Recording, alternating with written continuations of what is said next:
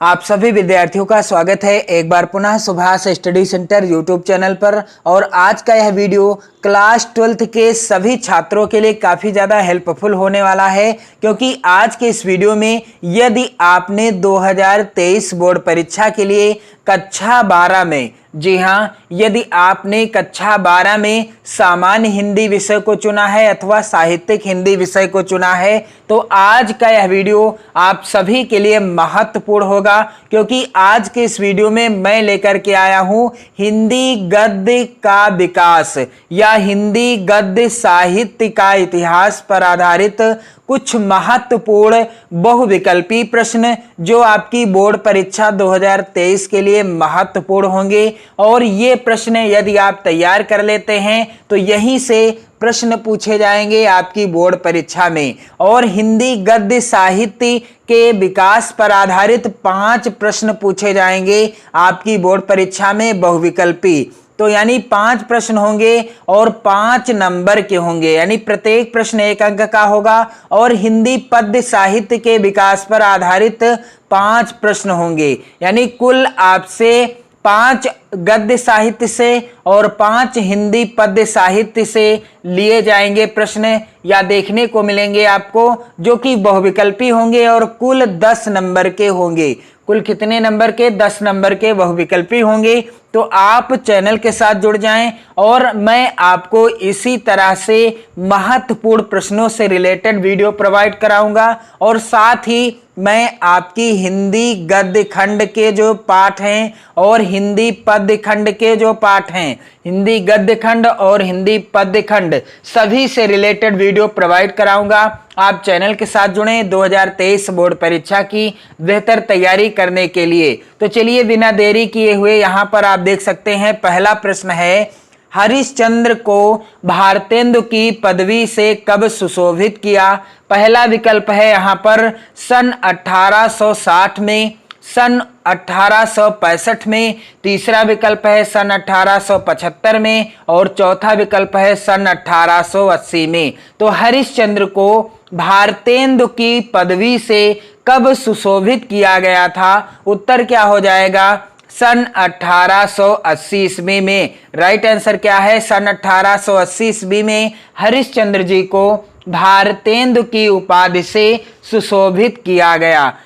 अगला महत्वपूर्ण प्रश्न है, अशोक के फूल निबंध है। अशोक के फूल निबंध है, यह किसका निबंध है? पहले तो आप जान लीजिए कि यह आचार्य हजारी प्रसाद जी के द्वारा लिखा गया निबंध है, आचार्य हजारी प्रसाद द्विवेदी जी के द्वारा। और यह कैसा निबंध है? तो पहला विकल्प है यहाँ पर मनोवैज्ञानिक निबंध, दूसरा विकल्प है ललित निबंध, तीसरा विकल्प है बुद्धि प्रधान निबंध और चौथा विकल्प है ऐतिहासिक निबंध। तो अशोक के फूल यह कैसा निबंध है? यह ललित निबंध है। राइट आंसर कौन सा हो जाएगा? दूसरा विकल्प सही है, अशोक के फूल, जो कि हजारी प्रसाद द्विवेदी जी के द्वारा लिखा गया निबंध है और यह ललित निबंध है। अगला है प्रश्न काफी ज्यादा महत्वपूर्ण और इस प्रश्न से कई प्रश्न और बनते हैं। मैं सभी प्रश्नों के बारे में आपको बताऊंगा। कलम का सिपाही किस विधा की रचना है? कलम का सिपाही किस विधा की रचना है? पहला विकल्प है कहानी विधा की, दूसरा विकल्प है जीवनी, तीसरा विकल्प है उपन्यास और चौथा विकल्प है रेखा चित्र। तो कलम का सिपाही किस विधा की रचना है? उत्तर हो जाएगा इस प्रश्न का जीवनी विधा की। किस विधा की रचना है? जीवनी विधा की रचना है। और यदि परीक्षा में पूछा जाता है कि कलम का सिपाही किसकी जीवनी है, कलम का सिपाही किसकी जीवनी है, तो उत्तर क्या हो जाएगा? यह जीवनी है मुंशी प्रेमचंद जी की। किसकी जीवनी है? यानी लेखक ने इसके अंतर्गत कलम का सिपाही, जो कि जीवनी विधा की रचना है, इसके अंतर्गत किसके जीवन के बारे में लिखा है? मुंशी प्रेमचंद जी के बारे में लिखा है।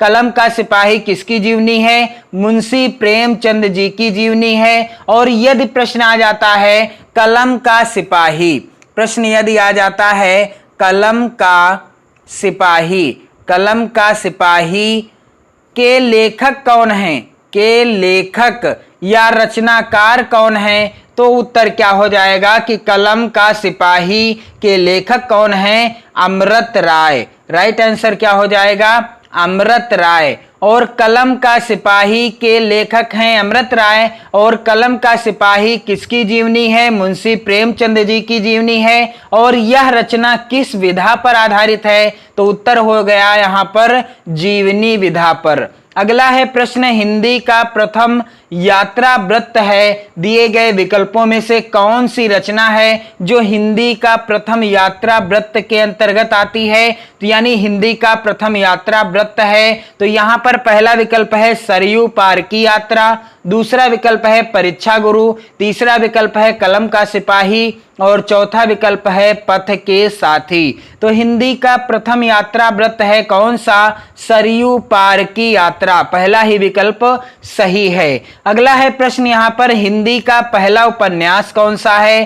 पहला विकल्प है भाग्यवती, दूसरा विकल्प है कंकाल, तीसरा विकल्प है परीक्षा गुरु और चौथा विकल्प है पुनर्नवा। तो उत्तर क्या हो जाएगा कि हिंदी का पहला उपन्यास कौन सा है? और यह प्रश्न कुछ इस तरीके से भी आता है कि हिंदी का प्रथम मौलिक उपन्यास कौन सा है? तो उत्तर क्या हो जाएगा इस प्रश्न का? परीक्षा गुरु। उत्तर क्या हो जाएगा? परीक्षा गुरु। और परीक्षा गुरु उपन्यास के लेखक कौन हैं? तो कहीं कहीं पुस्तकों में लिखा होता है लाला श्रीनिवास दास जी और कहीं कहीं लिखा होता है श्रीनिवास दास। क्या लिखा होता है? श्रीनिवास दास। तो परीक्षा गुरु के लेखक कौन हैं? श्रीनिवास दास जी हैं। अगला है महत्वपूर्ण प्रश्न, हिंदी की प्रथम मौलिक कहानी कौन सी है? दिए गए विकल्पों में से पहला विकल्प है पुरस्कार, दूसरा विकल्प है ममता, तीसरा विकल्प है इंदुमती और चौथा विकल्प है मधुआ।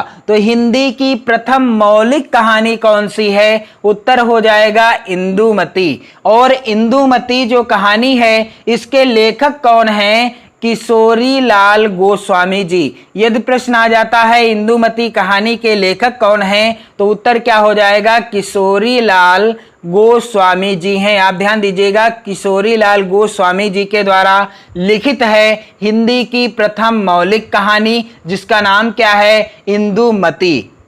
और आप इस वीडियो को अपने मित्रों में ज़्यादा से ज़्यादा शेयर कर दें क्योंकि मैंने 2023 बोर्ड परीक्षा के लिए हिंदी विषय की विधिवत तैयारी कराने के लिए वीडियो प्रोवाइड करना स्टार्ट कर दिया है इस चैनल पर। आप चैनल के साथ जुड़ जाएं और चैनल पर यदि नए हो तो सब्सक्राइब जरूर कर लें और वीडियो को लाइक करें और कमेंट भी करें। तो यहाँ पर अगला महत्वपूर्ण प्रश्न क्या है? चिंतामणि किस विधा की रचना है? पहला विकल्प है उपन्यास, दूसरा विकल्प है कहानी, तीसरा विकल्प है निबंध और चौथा विकल्प है संस्मरण। तो चिंतामणि किस विधा की रचना है? उत्तर हो जाएगा निबंध। कौन सा आंसर सही है दिए गए विकल्पों में से? निबंध। और चिंतामणि के लेखक कौन हैं? इसके लेखक हैं आचार्य रामचंद्र शुक्ल। चिंतामणि निबंध के लेखक कौन हैं? आचार्य रामचंद्र शुक्ल जी हैं। आप ध्यान दीजिएगा, आचार्य रामचंद्र शुक्ल जी के द्वारा लिखा गया यह चिंतामणि इनका निबंध संग्रह है। और अगला महत्वपूर्ण प्रश्न, आवारा मसीहा किस विधा की रचना है? पहला विकल्प है संस्मरण, दूसरा विकल्प है आत्मकथा, तीसरा विकल्प है जीवनी और चौथा विकल्प है यात्रा वृत्त। तो यह भी प्रश्न कई बार पूछा गया है बोर्ड परीक्षाओं में। आवारा मसीहा किस विधा की रचना है? उत्तर हो जाएगा जीवनी विधा की रचना है। और आवारा मसीहा के लेखक कौन हैं? तो विष्णु प्रभाकर जी के द्वारा यह लिखी गई रचना है। विष्णु प्रभाकर जी के द्वारा लिखी गई रचना है और रचना का नाम क्या है? आवारा मसीहा। और यह किस विधा की रचना है? तो यह जीवनी विधा की रचना है। आप ध्यान दीजिएगा, यह जीवनी विधा की रचना है। अगला है महत्वपूर्ण प्रश्न, अनाम दास का पोथा अनाम दास का पोथा के रचनाकार हैं। दिए गए विकल्पों में से कौन सा विकल्प सही हो जाएगा? पहला विकल्प है डॉक्टर हजारी प्रसाद द्विवेदी, दूसरा विकल्प है मुंशी प्रेमचंद, तीसरा विकल्प है महावीर प्रसाद द्विवेदी और चौथा विकल्प है दियोगी हरि। तो अनाम दास का पोथा के रचनाकार कौन है? उत्तर क्या हो जाएगा? डॉक्टर हजारी प्रसाद द्विवेदी जी। और अगला महत्वपूर्ण प्रश्न, सरस्वती पत्रिका के संपादक हैं। पहला विकल्प है डॉक्टर संपूर्णानंद, दूसरा विकल्प है महावीर प्रसाद द्विवेदी, तीसरा विकल्प है वासुदेव सरल अग्रवाल और चौथा विकल्प है रामचंद्र शुक्ल। तो सरस्वती पत्रिका के संपादक हैं। दिए गए विकल्पों में से राइट आंसर क्या हो जाएगा? महावीर प्रसाद द्विवेदी, दूसरा विकल्प सही है। और इन्होंने सरस्वती पत्रिका का संपादन सन 1903 ईस्वी से प्रारंभ किया। कब से? सन 1903 ईस्वी से प्रारंभ किया। आप जरूर ध्यान रखिएगा। और अगला महत्वपूर्ण प्रश्न है, ब्राह्मण पत्र के संपादक हैं। Very very and most important प्रश्न है यह आपकी बोर्ड परीक्षा के लिए। यह कई बार बोर्ड परीक्षा में आया भी है। ब्राह्मण पत्र के संपादक हैं। पहला है विकल्प बाल कृष्ण भट्ट, दूसरा विकल्प है राधाचरण गोस्वामी, तीसरा विकल्प है प्रताप नारायण मिश्र और चौथा विकल्प है पंडित लल्लू लाल।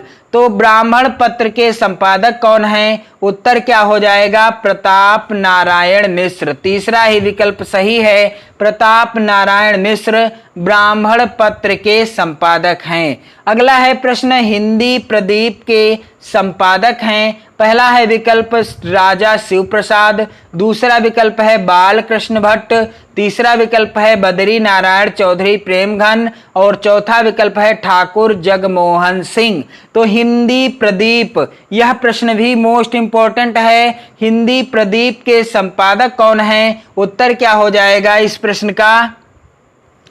बाल कृष्ण भट्ट। उत्तर क्या हो जाएगा? बाल कृष्ण भट्ट हिंदी प्रदीप के संपादक हैं। और अगला है प्रश्न यहाँ पर, निंदा रस निबंध के रचनाकार हैं। निंदा रस निबंध के रचनाकार कौन हैं? पहला विकल्प है डॉक्टर हजारी प्रसाद द्विवेदी, दूसरा विकल्प है जयशंकर प्रसाद, तीसरा विकल्प है नाभादास और चौथा विकल्प है हरिशंकर परसाई। तो निंदा रस निबंध के रचनाकार कौन हैं? उत्तर क्या हो जाएगा? हरिशंकर परसाई। और यह प्रश्न भी महत्वपूर्ण है। इन सभी प्रश्नों को आप नोट डाउन कर लीजिएगा, अपनी नोट्स बनाना स्टार्ट कर दें, क्योंकि यदि आप नोट्स बनाएंगे तो आपका डबल फायदा होगा। एक तो आपकी राइटिंग अच्छी होगी, दूसरा आपको अच्छे से समझ में आएगा और आपको याद भी हो जाएगा। तो निंदा रस के लेखक कौन हैं? हरिशंकर परसाई जी हैं। अगला महत्वपूर्ण प्रश्न है, रानी केतकी की कहानी के लेखक हैं। दिए गए विकल्पों में से कौन सा विकल्प सही हो जाएगा? पहला है मुंशी प्रेमचंद, दूसरा है सदल मिश्र, तीसरा है ईर्षा अल्लाह खां और चौथा है मुंशी सदा सुख लाल। तो रानी केतकी की कहानी के लेखक कौन हैं? मुंशी इंसा अल्लाह खां, तीसरा विकल्प सही हो जाएगा इंसा अल्लाह खां। अगला प्रश्न है, हिंदी एकांकी के जनक माने जाते हैं। दिए गए विकल्पों में से हिंदी एकांकी का जनक किसे माना जाता है? पहला विकल्प है जगदीश चंद्र माथुर, दूसरा विकल्प है उदय शंकर भट्ट, तीसरा विकल्प है राम कुमार वर्मा और चौथा विकल्प है विष्णु प्रभाकर। तो हिंदी एकांकी के जनक किसे माना जाता है? उत्तर हो जाएगा राम कुमार वर्मा जी को। और इनकी प्रसिद्ध एकांकी का नाम क्या है? दीपदान। दीपदान डॉक्टर राम कुमार वर्मा जी की प्रसिद्ध एकांकी है। और अगला है प्रश्न, प्रगतिशील लेखक संघ का प्रथम अधिवेशन कब हुआ? पहला विकल्प है सन 1932 में, दूसरा विकल्प है सन 1936 में, तीसरा विकल्प है सन 1938 में और चौथा विकल्प है सन 1940 में। तो प्रगतिशील लेखक संघ का प्रथम अधिवेशन कब हुआ? उत्तर क्या हो जाएगा इस प्रश्न का? उत्तर हो जाएगा सन 1936 में। राइट आंसर है दूसरा विकल्प। सन 1936 ईस्वी में प्रगतिशील लेखक संघ का प्रथम अधिवेशन हुआ था। और अगला महत्वपूर्ण प्रश्न क्या है कि कवि वचन सुधा के संपादक कौन हैं? पहला विकल्प है रामचंद्र शुक्ल, दूसरा विकल्प है भारतेंदु हरिश्चंद्र, तीसरा विकल्प है प्रताप नारायण मिश्र और चौथा विकल्प है श्याम सुंदर दास। तो कवि वचन सुधा के संपादक कौन हैं? उत्तर क्या हो जाएगा? भारतेंदु हरिश्चंद्र। दूसरा ही विकल्प सही हो जाएगा। कवि वचन सुधा के संपादक हैं भारतेंदु हरिश्चंद्र जी। और अगला है महत्वपूर्ण प्रश्न, अंधेर नगरी के रचयिता कौन थे? तो यहाँ पर आप देख पाएंगे पहला विकल्प है भारतेंदु हरिश्चंद्र, दूसरा विकल्प है जयशंकर प्रसाद और तीसरा विकल्प है हरि कृष्ण प्रेमी, चौथा विकल्प है सूर्यकांत त्रिपाठी निराला। तो इस प्रश्न का राइट आंसर क्या हो जाएगा? अंधेर नगरी के रचयिता कौन थे? उत्तर हो जाएगा भारतेंदु हरिश्चंद्र, जो कि पहला ही विकल्प सही है। और इसके बाद अगला प्रश्न है, और यह प्रश्न कई बार बोर्ड परीक्षा में आ चुका है, इसलिए काफी ज्यादा महत्वपूर्ण है। 84 वैष्णवन की वार्ता के रचयिता हैं। पहला विकल्प है विठलनाथ, दूसरा विकल्प है गोकुलनाथ, तीसरा विकल्प है नाभादास और चौथा विकल्प है चतुर्भुज दास। तो 84 वैष्णवन की वार्ता के रचयिता कौन हैं? उत्तर हो जाएगा गोकुलनाथ। तो आज की इस वीडियो में मैंने आपको बताया है, यदि आपके पास सामान्य हिंदी है कक्षा 12 में और यदि आपके पास साहित्यिक हिंदी है तो भी इस वीडियो के सभी प्रश्न आप नोट डाउन कर लें, क्योंकि ये महत्वपूर्ण प्रश्न हैं, कई बार बोर्ड परीक्षाओं में पूछे जा चुके हैं। इसलिए आप इन प्रश्नों के आंसर भी लिख लीजिएगा अपनी नोट्स पर और आप चैनल के साथ जुड़कर 2023 बोर्ड परीक्षा की बेहतर तैयारी कर सकते हैं। और वीडियो को शेयर भी करते रहिएगा। पढ़ते रहिए, मस्त रहिए। जय हिंद।